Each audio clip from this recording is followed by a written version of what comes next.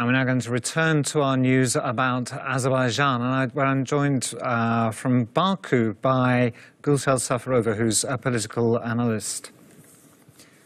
Gulsel, thank you very much for joining us again on ANews.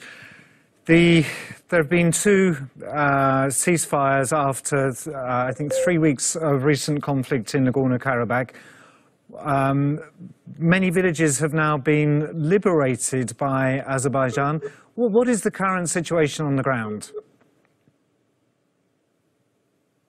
Good evening, and of course you know about very good news. Afternoon, our president, Mr. Ilham Aliyev, announced that 24 villages and Zengilan city is liberated from the enemy, from the Armenian armed forces. So this is our next success, great success of the Azerbaijani army, Azerbaijani population, Azerbaijan. So we're happy that after the 30 years, we started to liberate our lands, our occupied territories, and as a government, as a country, now we compel Armenia to fulfill United Nations Security Council resolutions and other international organizations' resolutions. But after the announcement of these liberations, liberation of these villages, Armenian armed forces continue to shell our other cities, which is the out of conflict zone, like Ganja. But Azerbaijani armed forces destroyed Armenian UAV flying in the direction of Ganja, so it is prevented. And also 2 civilians killed in Tartar as a result of shelling of Armenian armed forces in the just couple hours ago. So Armenia continue to commit war crime against humanity, but we are stand for our president, we stand for the Karabakh, and so we will continue to liberate as it is our ordinary right and to, let's say, to make the Armenia fulfill international organizations and provide our territorial integrity. So the areas that have been liberated are, of course, parts of Azerbaijan, their Azerbaijan territory. And in liberating these villages, is it Armenian military forces that have been on the ground there, or what have they been doing in Nagorno-Karabakh? Have there actually been Armenian military personnel on the ground in Nagorno-Karabakh? You mean the Armenian armed forces in Nagorno-Karabakh, yeah? Yes. I didn't hear you very well. No, yes. Have there actually been Armenian military forces on the ground in Nagorno-Karabakh? Is that who's being sent away by the Azerbaijan army? Yes, of course. Now, you know that there was a mythology that Armenian armed forces is very strong. They are stronger than Azerbaijan army. It is the myth, so we prove it. Now, Azerbaijan army is going ahead in order to release all the occupied territories and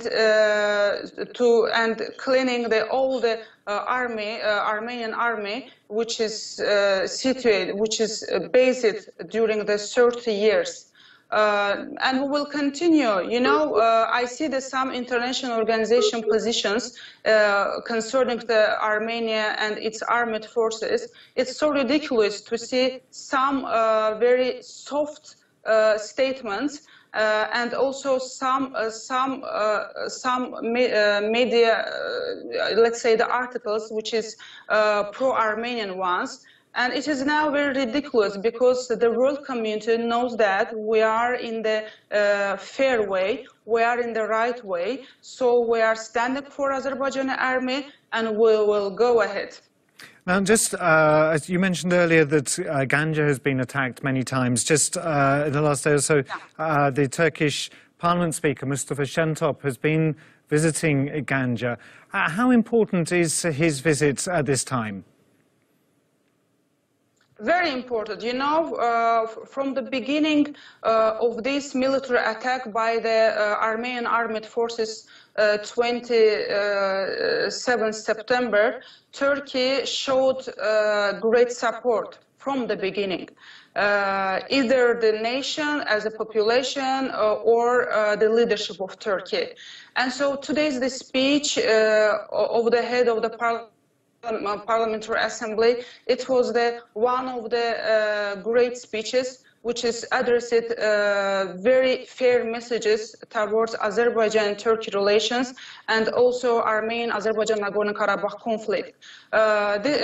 You know, we are the one nation, two states, but I again want to say that Turkey always is for the international law. So Turkey's leadership knows that as not because of we are the one nation where we have very close ties, but also Azerbaijan has to provide territorial integrity itself.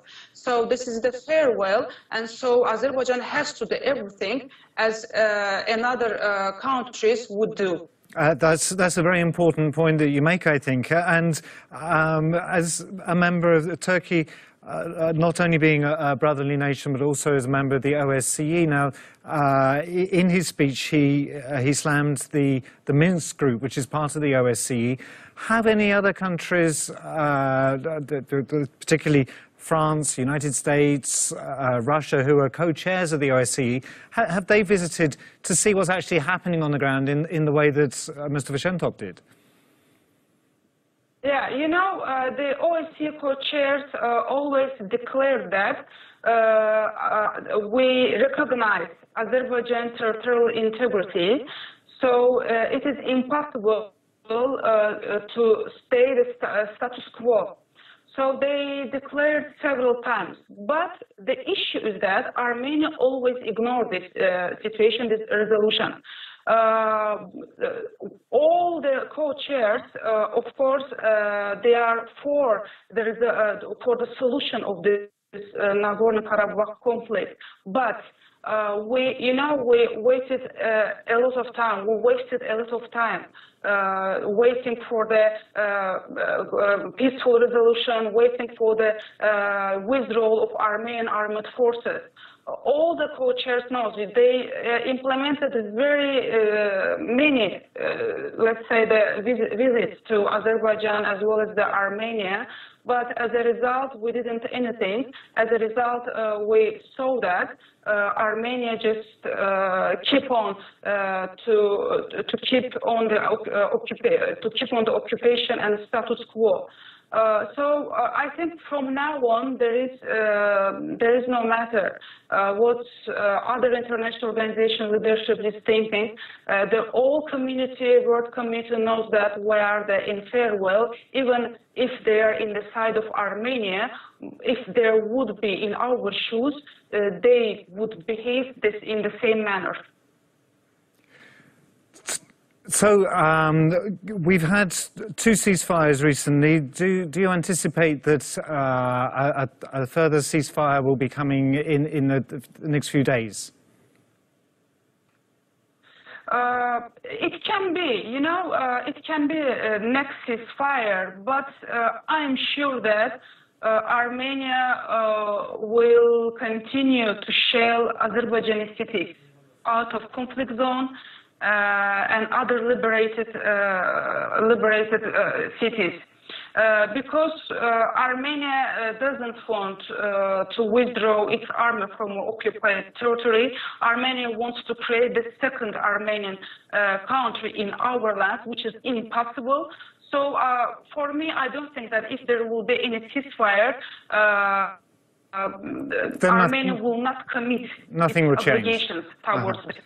So, of course, at the end of the day, the most important thing is that a resolution is found and Azerbaijan's rights are restored. Thank you very much, Gulsel Safarova, for joining us today on ANews. Thank you.